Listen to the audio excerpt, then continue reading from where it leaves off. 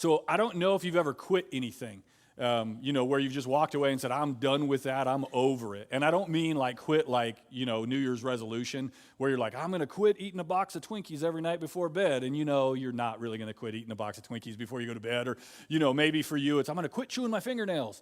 And you're not going to quit chewing your fingernails, right? You know that. Or the snooze button. This is one I realized when I first got married. I didn't know there was a snooze button. So my dad was Army, I was Air Force. So you get up before it beeps is how that works, right? And then you just get out of bed. And apparently Nancy was not raised that way. The snooze button was something she would hit over and over and over. And I'd finally go, why don't you just set the alarm for like a half an hour from now when you're really going to get out of bed? And so we'd have some fights. But, so maybe your New Year's resolution quitting was like, I'm going to quit doing that, but you weren't.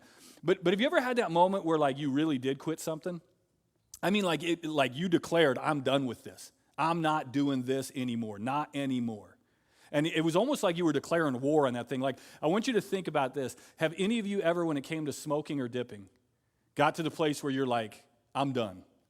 Right? You started doing the math and you went, look, sin, not sin, I don't know. But you started doing this. I may not be here for my baby's wedding. You know what? I might not be here for my wife's 40th. I might not be here for retirement. Like in your mind, you started thinking about the cost of it.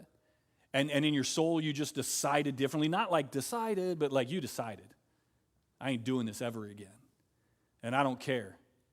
There'll never be a ring on the back of my jeans ever again. The next new pair is ring-free for life, right? That was your thing. And it was so in you, you knew it was going to be a fight and you didn't care. You were like, I'm just doing it. Maybe for you, it was something different. Maybe it was debt. You were sitting down one day, you were doing the bills, and you got fed up with it. Doesn't even matter how you got there, but you're just like, I'm tired of living ahead. I'm tired of not being able to pay the bills.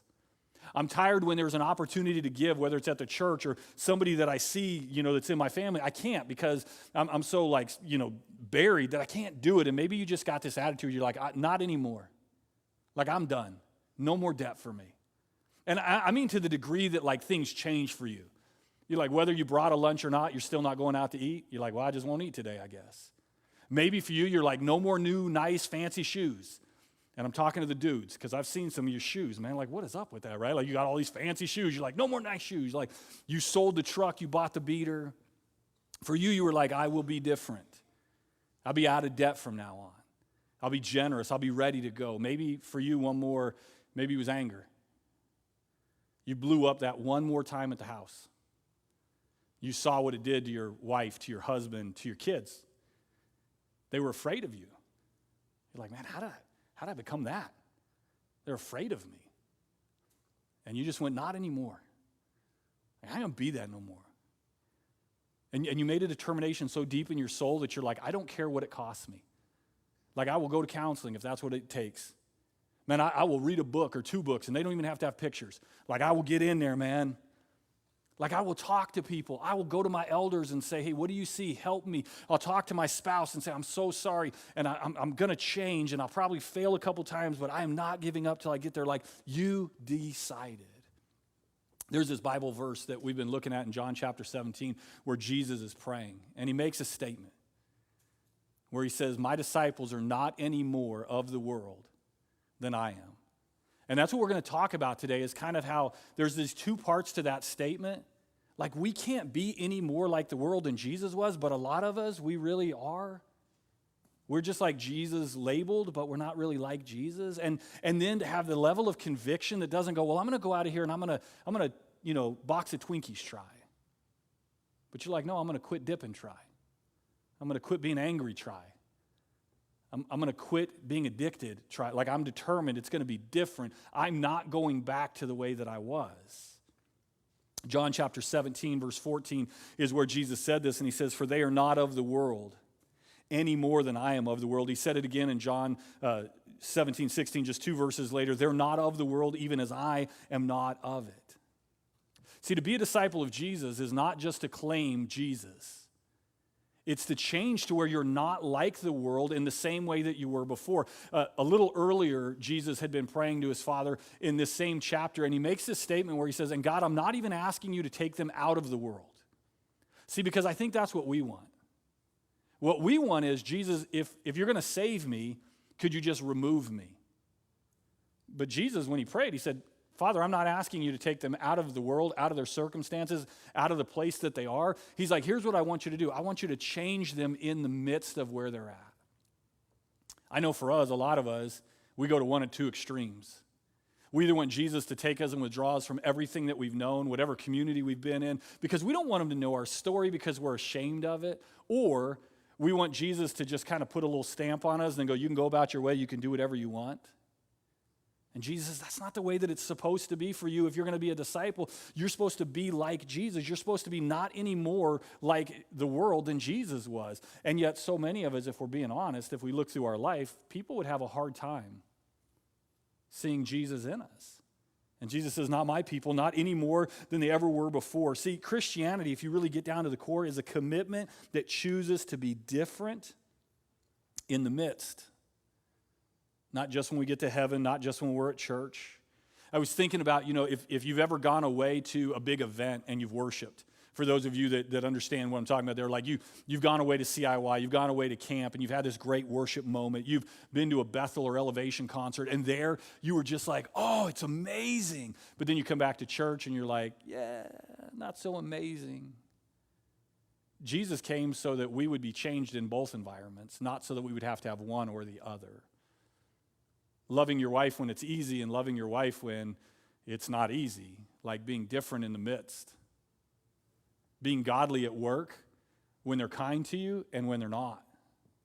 Like here's Jesus and he's going, look, I want you to be different right in the middle of everything you have going on. Not, I'll be different when I'm at youth group. No, man, I'll be different when I'm at school with the same friends I've always had, trying to make sure they see the light of Christ inside of me. It means that you and I will love even when we're hated. Like for real. Not like, well, I learned that in Sunday school and that's a great idea, but like somebody wants to crucify you and you lay down on the cross, if that's what it takes. It means you forgive even while they're pounding nails. You know why? Because that's what Jesus did. It's because when they hung him on a cross, Jesus went, Father, forgive them. They don't know what they're doing. Right? That's why you and I do that. It's to give even when we don't have anything left to give. And we go, well, God, you can have what I had anyway. To be a disciple of Jesus, to live with that not anymore attitude, is to say, man, I will do whatever I have to do to follow Jesus so that the will of Jesus is done in my life. And that means that sometimes some crazy, drastic stuff has to happen. Jesus was once teaching in a place called Matthew chapter 5, and he said, when it comes to your sin personally, you have to take it like it's life or death. Some of you will remember this passage in the Sermon on the Mount where he said, man, if your right eye causes you to sin, you will gouge it out. He said, if your right hand causes you to sin, you will cut it off. Now, we know he wasn't being literal, right? Because all the disciples weren't like eye-patched, hook-wearing pirates. There was this sense of like he's saying, you'll take it seriously. But you know what I think has happened? I think most of us, we treat other people's sins like it's life or death, but ours with a tremendous amount of grace. We see their sin. Man, we are ready. We got to call it out. We got to tell them it's wrong. And I would say this, biblically, you should call out sin with a ton of patience and grace. That's where I struggle with it sometimes. But then when it comes to our sin, it's not life or death. Well, Jesus, here's why. Here's the story. Here's the background. But the whole time, right, Jesus is saying this, to be a disciple of Jesus is to take your sin so seriously that you go, it's life or death. I have to deal with it in this moment. And yet when you see the sin in somebody else, you graciously, patiently, lovingly pray about it, and then you call it out and you talk about it and you say, hey, I don't want that for you. Ephesians chapter 4, Paul said something that followed what Jesus said. So Jesus said, take your sin, life or death. Ephesians chapter 4 says, as a prisoner of the Lord, then I urge you to live a life worthy of the calling you've received, and then be completely humble and gentle, be patient, bearing with one another in love. So to have this not any more of the world attitude is to say this, I'll be more gracious with others than I am with myself. I'll be more patient and kind with them than I am with myself. If I'm going to be tough on sin, it's going to be my sin. If I'm going to be patient, kind, generous, it's going to be with theirs. See, for those of us that walk with Jesus, we're going to look to Jesus as our very real example. I got connected with this consultant the other day. And honestly, he's a world-class consultant. His name is John Allen Turner. I ended up stumbling on him somehow and found out that he has coached and consulted 6 of the 10 fastest-growing churches in America, the United States Army, all kinds of these other Fortune 500 companies that he's been a part of. And so he and I start talking, and I'm like, well, this is kind of crazy that I'm getting to talk to you. And so we're visiting back and forth, and I found out that he was an author, and he'd written several books, and I thought, well, I want to see what this guy's about. So he had a book called Still Me, S-T-I-L-L, Me. And it kind of has 2 kind of ways of looking at it. Like he's saying, I'm still me. Like even after everything I've been through, and I'm still who God made me to be. And then he was also talking about it like, calm me down, God. Like still me. Remind me who I am so that I don't get so worked up about stuff. But inside that book, John Allen Turner starts talking about the idea of Christianity. And he's talking about how we see it, and he's using the idea of a car and a driver. And so here's kind of, in essence, what he talks about. He says, some of us, when it comes to Christianity, we kind of think like we're the driver of our car, and as long as we have a Jesus bumper sticker on the back, we can go do whatever we want. And he says, that's really offensive to who God is. To say, hey, punch my ticket for heaven, and then leave me alone until I get there. He says, that's not Christianity. That's not honor. That's not worship.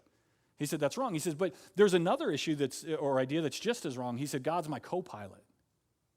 He said, because this is why some of us do this. We go, well, God, you can get in the car and you can make suggestions, but at the end of the day, I'm going to do what I want. You're just here when I need help. You're just here when I start singing, Jesus, take the wheel. It's like, you're just here when I need a break. And he said, you think about how offensive that is to God. You can be in the car and you can make suggestions, but you're not the boss. But then he went on to say this, and I thought it was interesting. He said, there's a third way we look at this that's just as wrong. He said, it's that God's my pilot. I thought, well, no, hang on, wait a minute. What are you talking about? Because for a lot of us, that's what we'd say. God's the driver. God's the pilot, right? And he says, so we think that at some point God's going to enter in and just say, move over, get over to the side or get in the back of the car, and I'm just going to drive. And some of us, to be honest, that's what we're waiting for.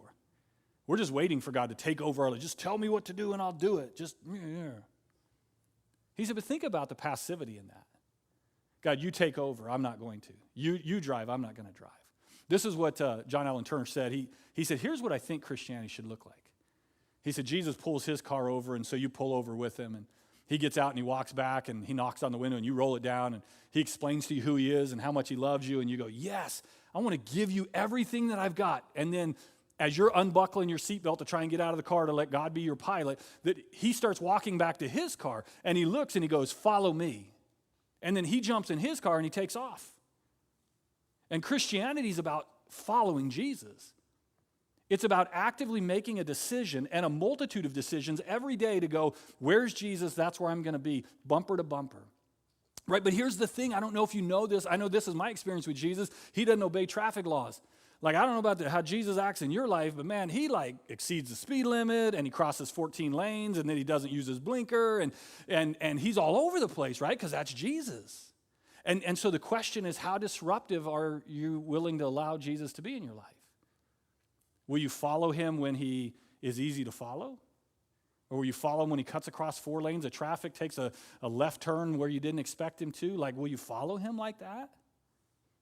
Will you follow him when he goes into a neighborhood that you know isn't safe and you don't want to be there, and he's like, this is where I want to be, though? Would you go there with him?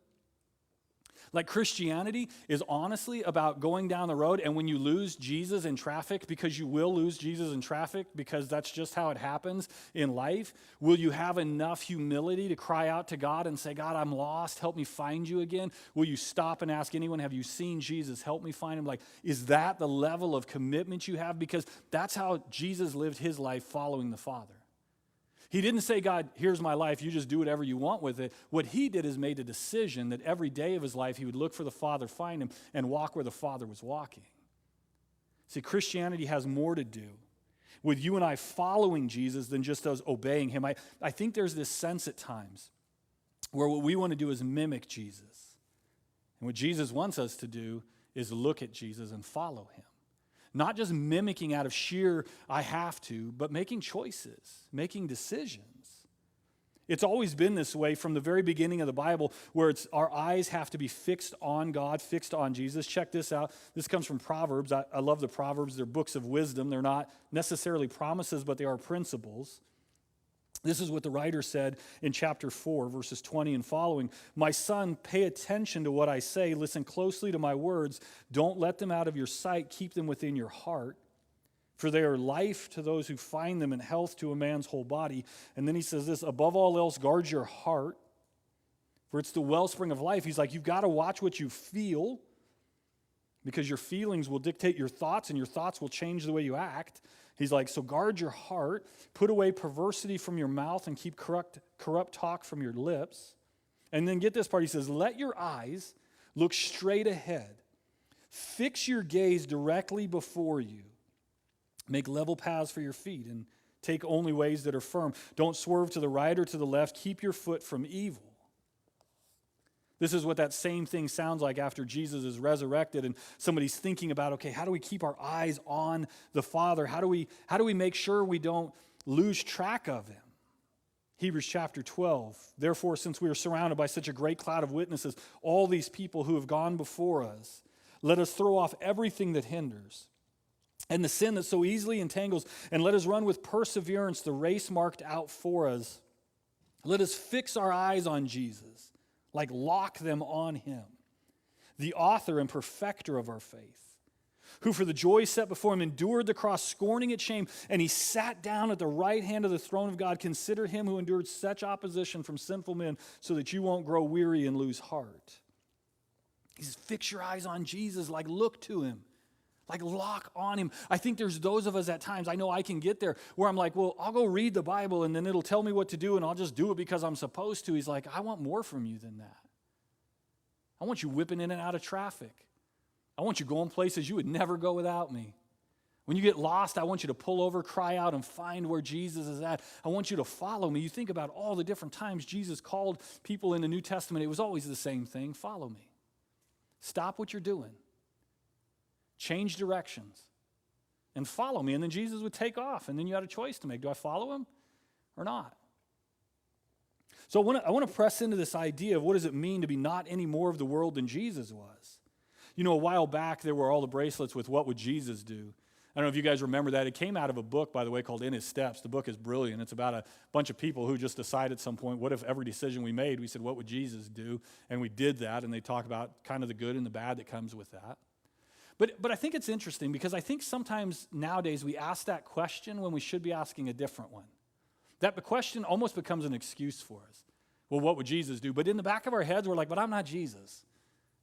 Like, Jesus wasn't married. He wasn't divorced. He didn't have the sin problems I had. And so sometimes I think we can go, well, I know Jesus would do that, but I'm not Jesus. And so what would Jesus do can be a hard question because you're not him.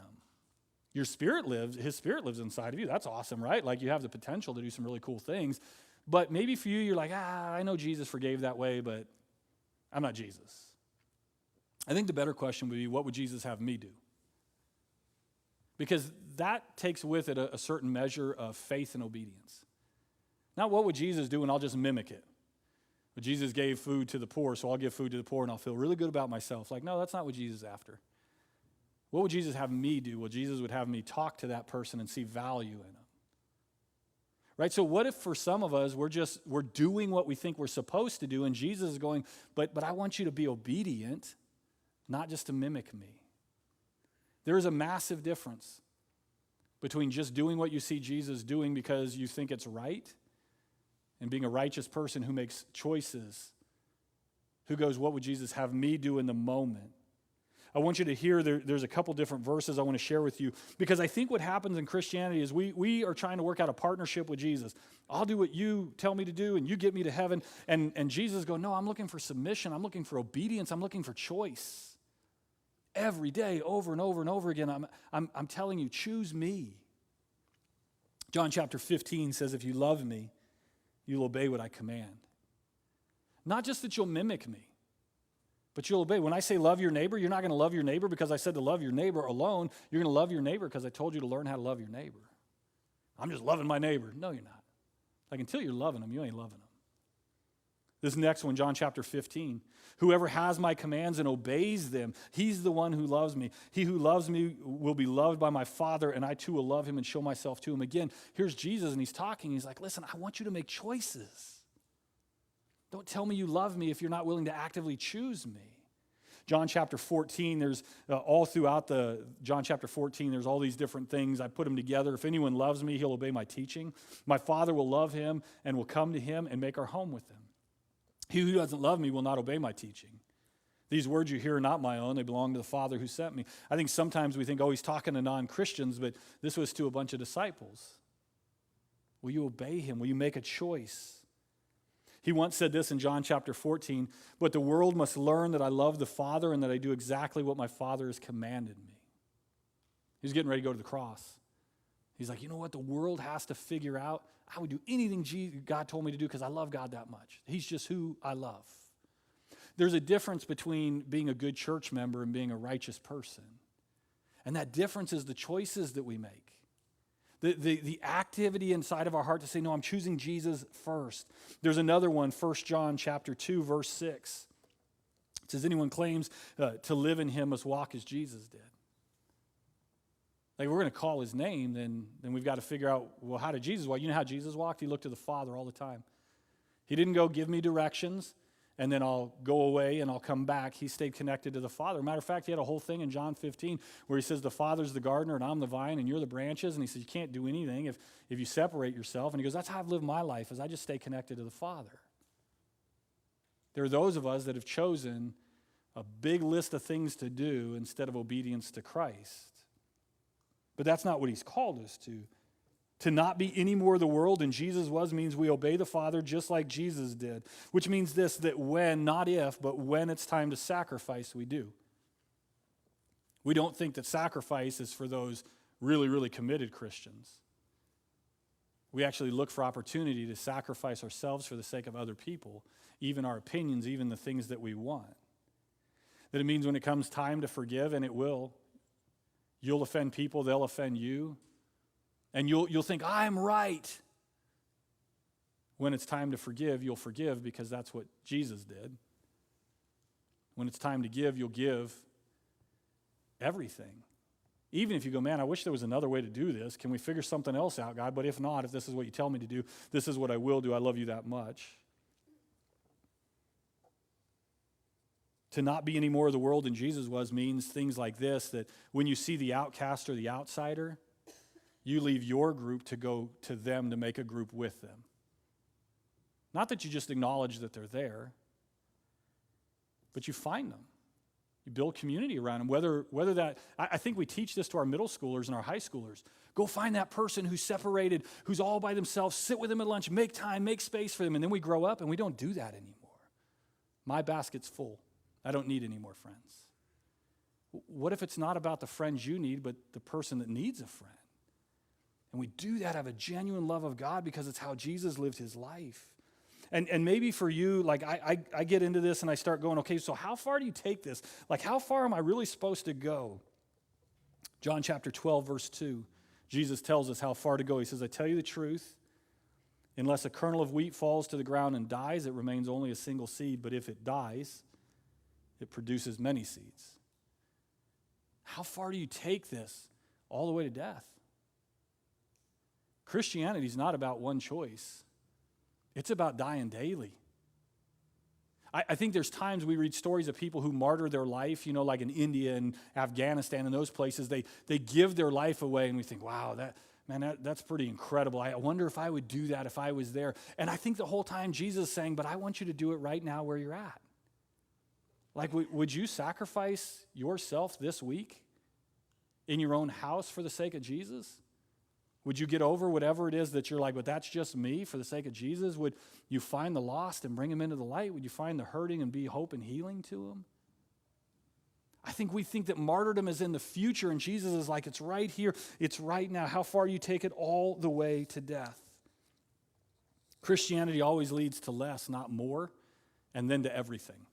I know that sounds weird, right? But it really does. It's less of me, less of my history, less of my preference, less of my past, more of Jesus, more of love, more of grace. And the more I can live less, one day Jesus says, and I'll give you everything.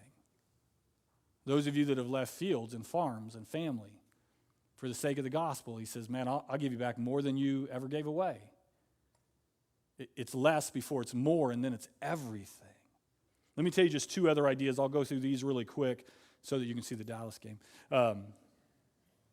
These are just really quick. We actively work. If we're going to be not any more of the world than Jesus was, we're going to change the way that we think. Which means this: every time we think what we're entitled to, we crucify it, because Jesus did not live an entitled life. Jesus was the one that left heaven, and he had no reason to do it other than he loved us. Which means this: the next time, whether it's in your church, whether it's about politics, whether it's in your job, whether it's in your family, you go, that's not right, I deserve, ... You'll stop and go, wait a minute. I live underneath a Jesus who didn't deserve what he got, which means I got what I didn't deserve, so I'm going to stop talking about what I deserve. The house I'm in, the car I drive, like I don't deserve any of those or anything better than those. And so for you and I to change the way that we think, we challenge our entitlement. To change the way we think means this: that the next time we sit down and we open up our computer or we turn on the TV, we're going to ask ourselves, is this what Jesus would have me do right now in this moment? Like, would he say, hey, Mike, I want you to watch that. Mike, I want you to be a part of that. Because to be honest, some of us, we haven't changed the way our thinking very much. We've just gone, well, I hope I get to go to heaven, and I'll give us some checks, and I'll show up some things, and God's going, no, like, I want you to hate what I hate.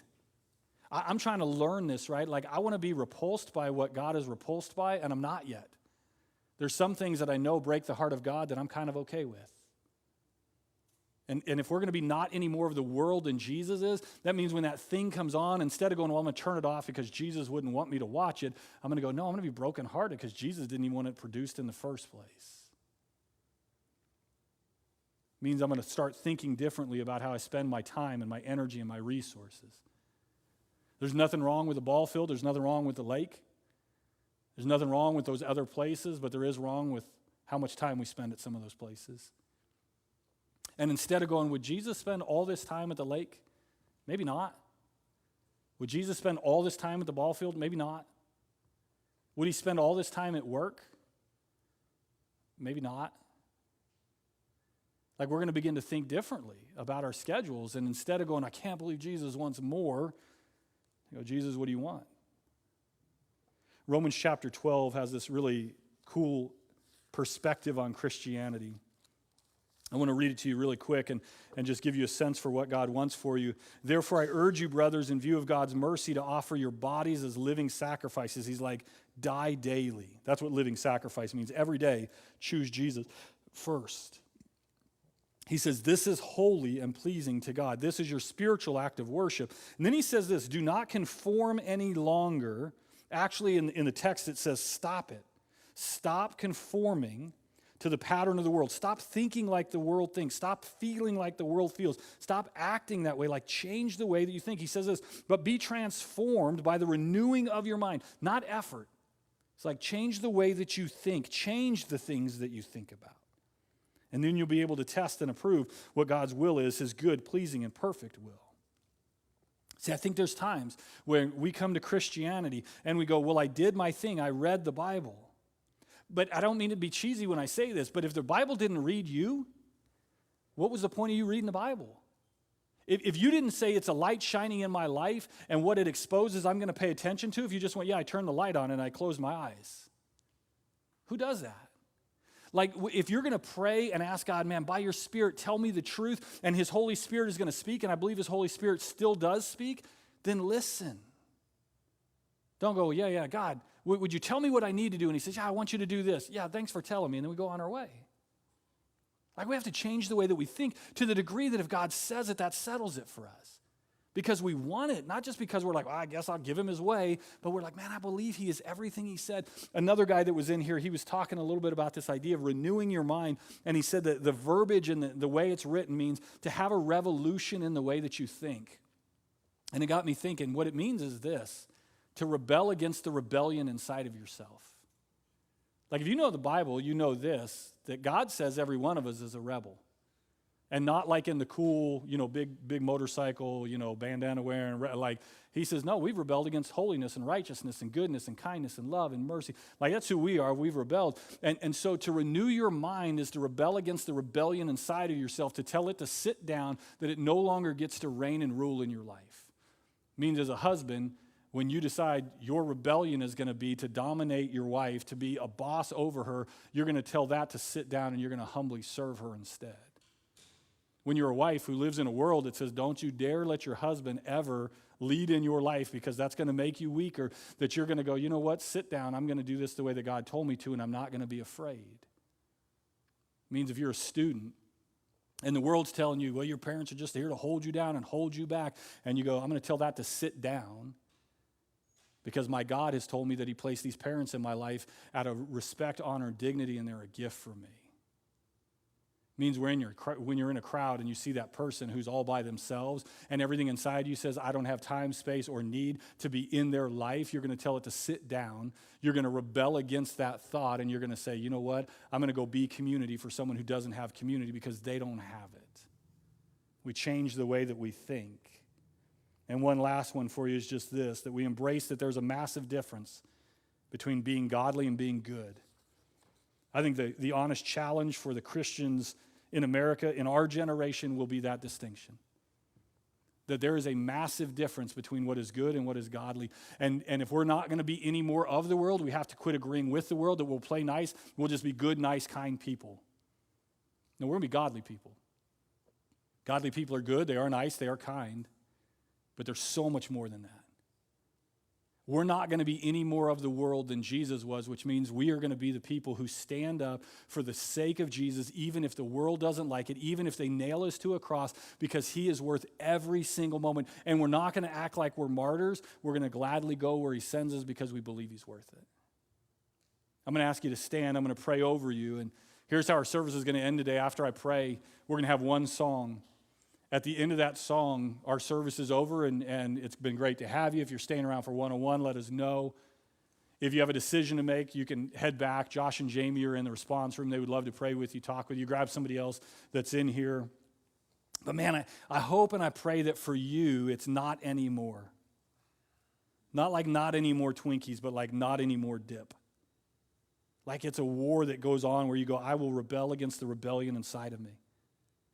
I'll follow Jesus. Every on-ramp, every off-ramp, through traffic, if it's hard in a neighborhood I don't want to go to, I'll follow Jesus. And if I lose my way, I'll cry out and I'll figure out where he's at. And I won't ask Jesus, just take the wheel. Every day I'll choose to follow him. I'll drive behind him. I'll seek him. I'll be active in that. God, I thank you so much for who you are. When I think about the call for us as Christians to follow you and to give up all that we are, I think it's not like you're telling us to do something you haven't done. I think of Philippians 2, and it says that Jesus, who gave up heaven, gave up all of it. I mean, he deserved better, but he didn't care about what he deserved. He just wanted to honor his Father and get his friends home. And God, I pray that for us. I pray that you crucify our entitlement, our what we're owed, what we think we deserve. I pray that you teach us to love better. I pray, God, that when people look at our lives, they go, you're not like the world. That we're not any more of the world than Jesus was, and that's our attitude, not anymore. It changes today. God, you've given us that ability through the Word of God, through the Spirit of God, through the community that you've given us. And I pray we take advantage of it, I ask in Jesus' name. Amen. Would you worship with us as